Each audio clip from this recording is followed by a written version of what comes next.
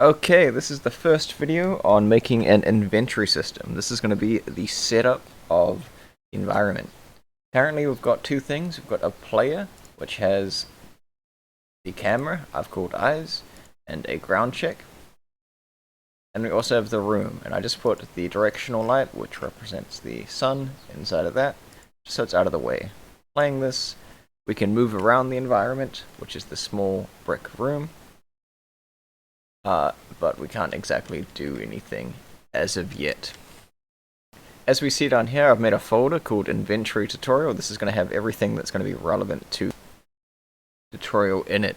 We're going to start off by adding 3 models. Now I've already got these models downloaded and put in this models folder.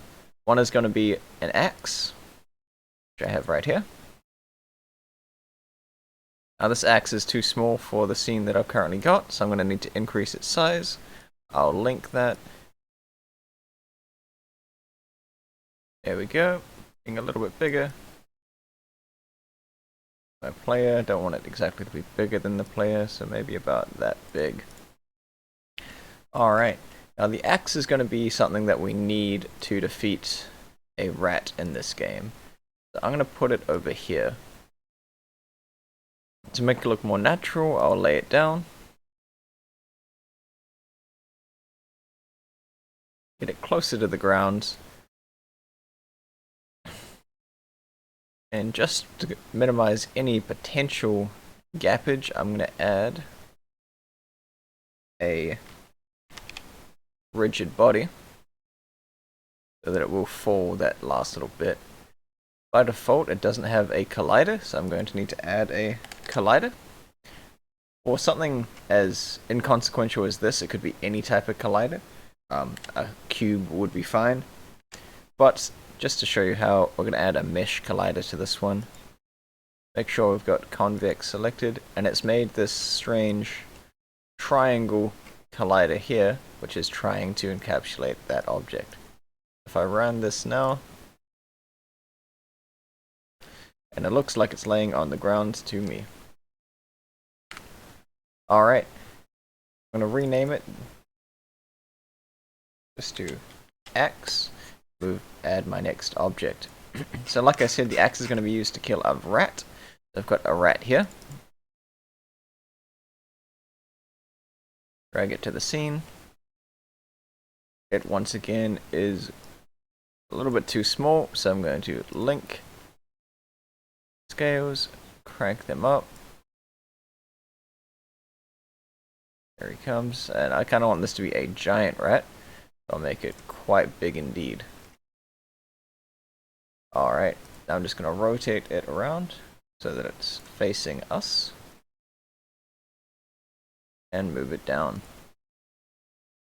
A basic box collider to this. Now the reason I'm adding a box collider is because I don't really need to get that close, I just need to be not able to get beyond the rat. The rat's doing a good enough job at holding its own now. And once again, I'm just going to rename this to rat.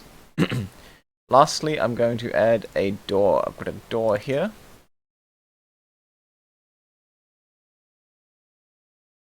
And I'll put that door on that wall directly in front of us. I'm going to rotate it 180 degrees so that it's facing us. It's got this slight lip. And I'm going to scale it up. This one here doesn't need to go up nearly as much.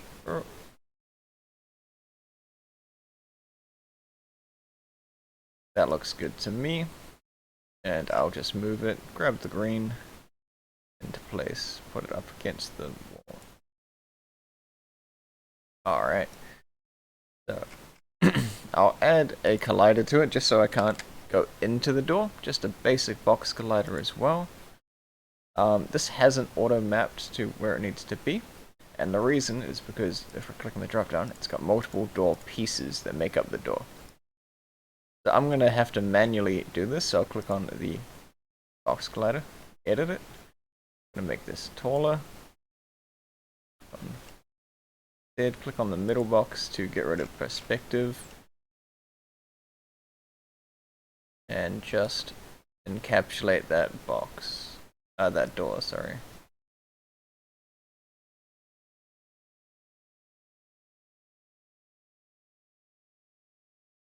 Now we don't need it popping out nearly that much. Just as far as the door goes. There we go, perfect. Cool, so now that's the collider for the door.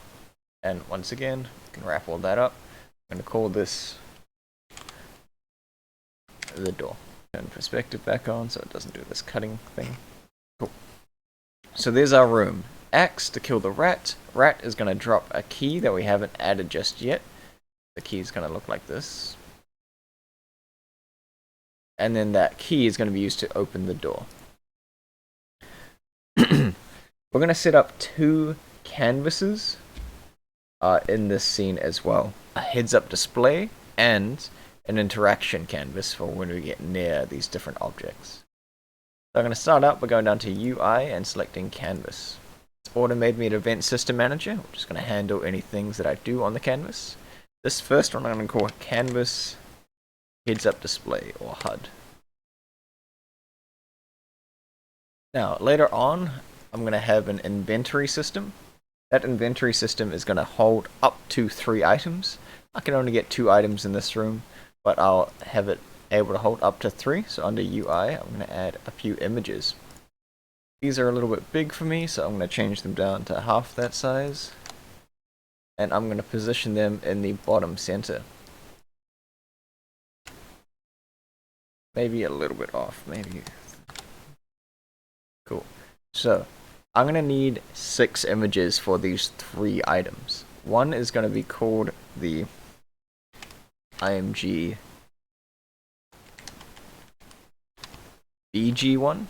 Sorry, this is 2 because it's in the middle. So this is the background box.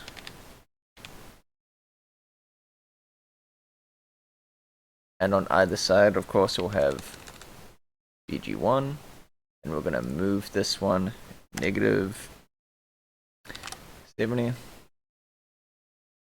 And this one is BG3, positive 70. So these 3 things here are the background boxes. They're always going to be there. They are going to be representing the image slot, and on top of them is going to go the image sprite. Okay. For this first one, I'll call this one IMG Sprite 1. Just copy that name. Sprite 2.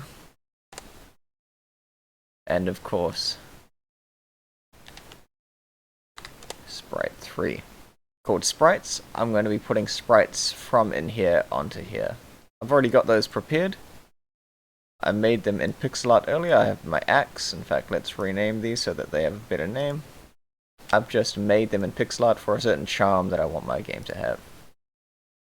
When they're brought in, they have a default texture type. We need to tell it that it's going to be a sprite used for UIs. So we'll hit sprite and we'll come down to the bottom and hit apply.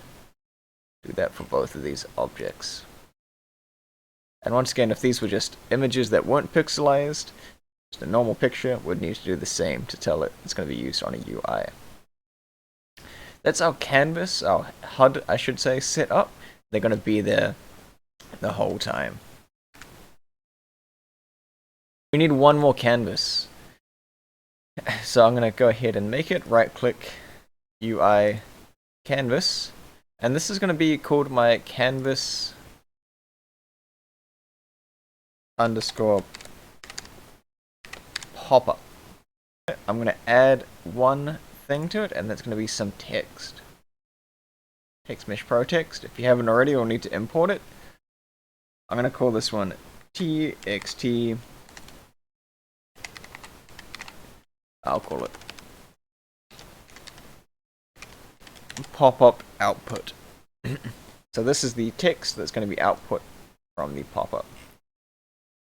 It's your default text, quite small. I'm going to make sure that it's able to stretch and resize with my screen. I'm going to... So now it's looking for padding in between. I'm going to set the padding to 50 on either side. maybe 20 on the top and bottom. And because I want this text to be appearing in the middle anyway, I'll just text align it to the middle. We're going to have it say press E to interact. Alright. Now for cleanliness in our hierarchy, we'll put all of this into a empty object. So we'll create an empty and we'll just call this our canvases. And I'll select all of those and just including the event system and just put them inside of there. And create those objects. I'm going to create a cube around the door. I'll increase its size. But decrease its width. I don't need a renderer on, but I do need the collider, and in fact I need the collider to be a trigger area. I can just fully get rid of the renderer and the mesh for it, because I'm not going to use that at all. I now have a trigger area around the door. So when I'm in there, I want something to happen. I'm going to call this door trigger. And I'm going to put it as a parent object to the door. That means I'm going to put it above and I'm going to put the door inside of it. Same with the rat. I'm going to set up an object around the rat. So right click, create a 3D object. I'm going to create, in this case, I'll create a sphere. Rat trigger. Put it right above the rat and put the rat inside of it.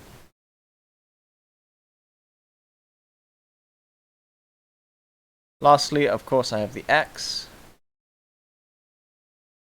So I'll create another sphere, make it a bit bigger, turn off the renderer, in fact get rid of the renderer, make sure it's a trigger, call it axe trigger, and put the axe inside of it.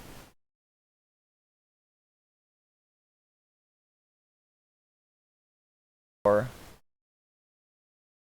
just pull the rat out for a minute, move the rat trigger, put the rat back, create a script, and we'll call this the pop up script, and open it.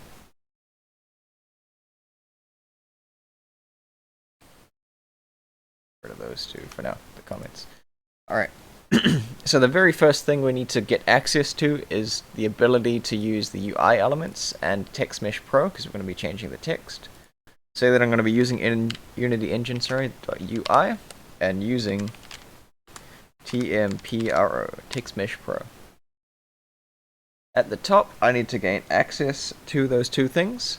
Now, I'm going to do it dynamically so that I don't need to update it in every single script.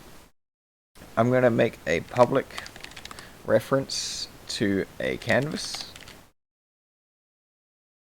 And this canvas is going to be called the pop up canvas. And I'm going to make a public reference to some TextMesh Pro text. This is going to be called the output. Lastly, something that I do want to see and be able to change is just a string. This is going to be called the message. This is going to be what is put inside of the text object. Now we could do it in void start, but what I prefer is void awake. Now the difference is that start will happen at the start of your project, start of the game starting to run, and awake will happen when this object is instantiated, when it's made. So now we want to dynamically link to these objects in our script so that we don't have to set it up for every single object that's got to pop up in Unity. So we're going to do that by saying pop-up canvas is going to equal a game object from our scene, and we're going to find the one that has a specific name. That name is going to be the exact name of the object in our scene, so this has to be very accurate. So what I'm going to do is I'm going to go back to Unity, and I'm going to go to my pop-up canvas, and I'm going to copy that name. I then want to get a component from it. I want to get its canvas component. And I want to do the exact same for that output object. I'm 100% sure that that is right. Now this is going to be given to trigger areas, and it's going to do two things. If I enter the trigger area, it's going to show up the canvas, and if I leave the trigger area, it's going to take away the canvas. So those are going to be void on trigger enter and void on trigger exit. We're also going to have a way later on to deactivate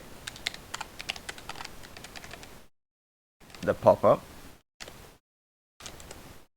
but we'll leave that blank for now. So whenever we enter, it needs to know what it collided with, and whenever we exit, it needs to know what collided changed. Inside of the void, it is just checking if the thing it collided with, called other, has the tag of player. Just in case you've got things in your scene that move around, we don't want them hitting into each other to accidentally trigger this pop-up, otherwise you'll have no idea what's going on.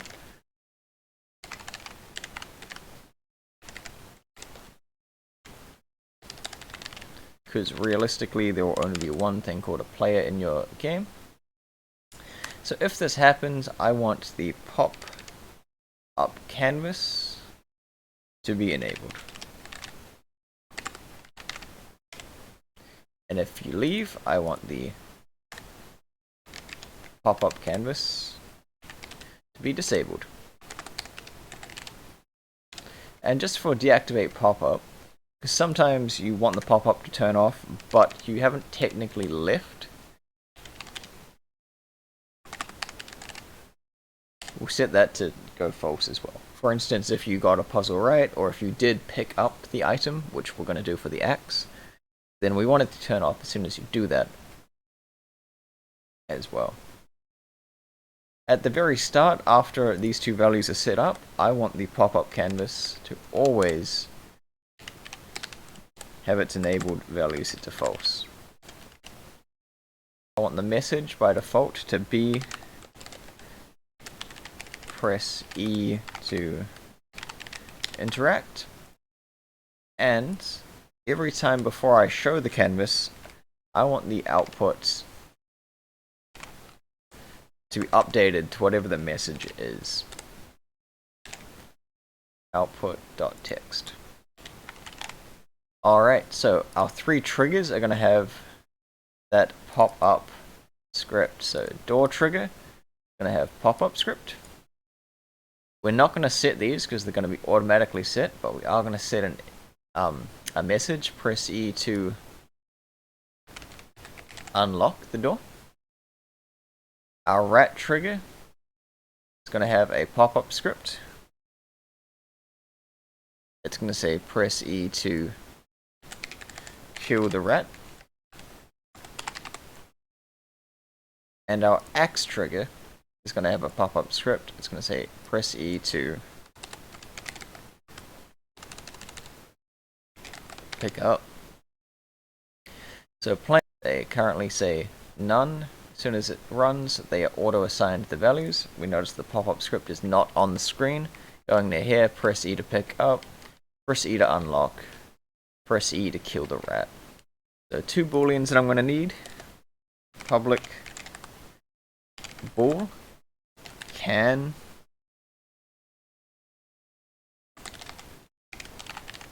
interact by default is going to be set to false, and public bool e pressed is going to be set to false. So I want can interact to become true whenever I'm near the object.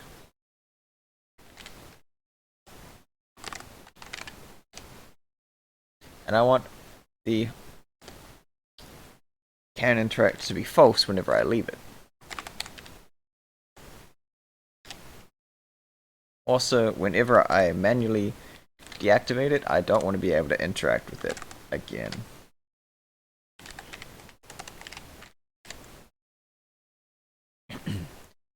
Now, I need one void update.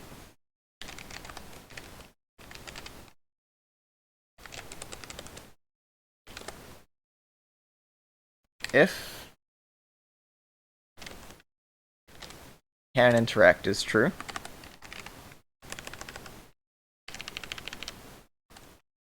and input.get key down, smooth brackets, we're looking specifically for the key code E. So if I can interact and E has been pressed, then I want to set E pressed to equal true in that instance.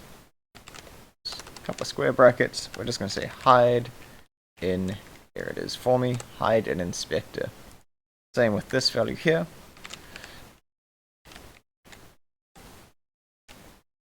I want them to be public so that they can be dynamically updated here and used elsewhere within the script, but I don't need to see them because they do their own thing now.